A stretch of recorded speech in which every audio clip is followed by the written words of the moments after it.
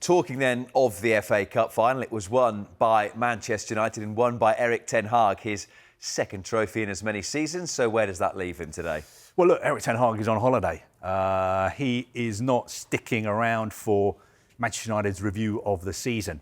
I think he thinks he's the best man for the Manchester United job. He'll hold up his hands and say, yes, I've made a few mistakes. All managers make mistakes. Perhaps some of the players we've signed haven't worked out, but that happens the whole time. But he passionately feels that he is the right man to take United forward. And he thinks if the injury situation clears up and they sign another centre-back, another midfielder and another striker, he feels that United will be back in the Champions League under him next season. Now, I think he is going on holiday with a little bit of frustration that his future hasn't been cleared up already. But I think he understands that United have got to do what they've got to do. They've said they're going to have to do this review, and he's willing to wait another couple of days for his future to be cleared up. But the important thing as far as Erik is concerned, he says, if I'm not the United manager next season, OK, no problem. Yes, of course, I'm going to be upset and disappointed, but he's got enough self-belief to know that he will get another top job this summer, and he's got enough self-belief to know that wherever he goes, he will be successful, and maybe the next job won't be as difficult and he won't have to deal with as much as he's had to deal with off the pitch at United. The question then of the review and as to whether it has happened yet, hasn't happened yet, and to whether the FA Cup win does or should influence whether Sir Jim Ratcliffe want to keep him there. I think the performance was so good on Saturday that, you know... One game should never change what you think about a manager long-term, should it? But it's a game against Manchester City and it's the FA Cup final. I don't think he will keep his job just because of that result. But, of course, it's going to be discussed in the review. But I think Erik ten Hag would say, you know, we've been having all these reviews for months and months and months. We've had a lot of time for reviews. But I think United have to be very cute and very smart when it comes to how they communicate the decision when they come to a decision.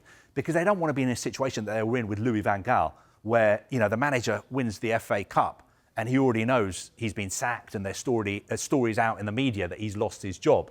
So I think from a communications PR point of view, it is very clever of Manchester United to say, look, Erik's won the FA Cup, let's enjoy that, let him enjoy that, and let's do things properly and take our time.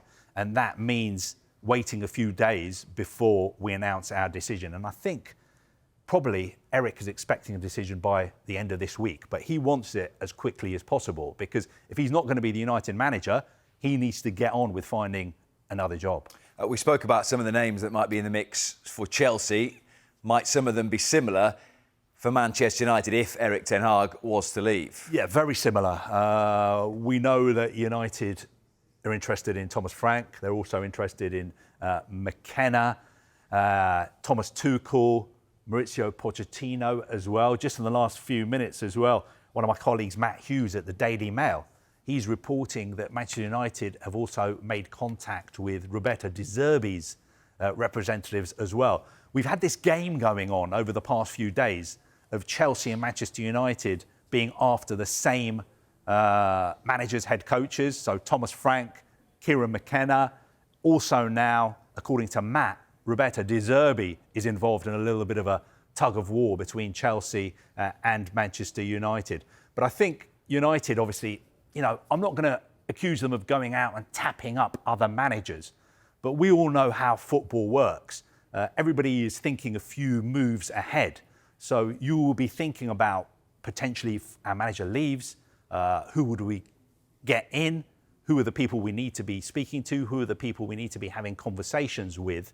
And the people they have identified, Tuchel, Frank, Pochettino, McKenna. Also, don't totally rule out Gareth Southgate.